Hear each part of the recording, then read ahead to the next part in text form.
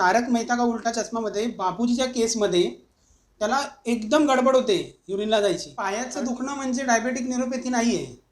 Diabetic neuropathy हे पूर्ण शरीरालाच झालेलं असतं.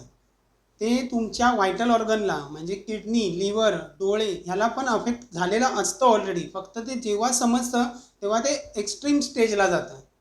तुम्हाला एक बेस्ट एक्झाम्पल द्यायचं झालं ना, तर तारक मेहता का उलटा चष्मामध्ये बापूजीच्या केसमध्ये त्याला एकदम गडबड होते युरिनला जायची. कारण की होतं काय, ब्लॅडरच्या नर्व डॅमेज असल्यामुळे जेव्हा ओव्हरफ्लो होतं तेव्हा त्याला सेन्स होतं. पायाच्या बाबतीत ते आपल्याला थोडंसं लवकर समजतं की बाबा चला आज अंगठ्याला नमनेस आहे, 2 महिन्यांनी पूर्ण बोटांना नमनेस आहे, नंतर पायाला आहे, त्यामुळे ते पायाच्या बाबतीत आपल्याला समजत जातं. पण बाकीच्या इंटरनल ऑर्गनच्या बाबतीत समजत नाही.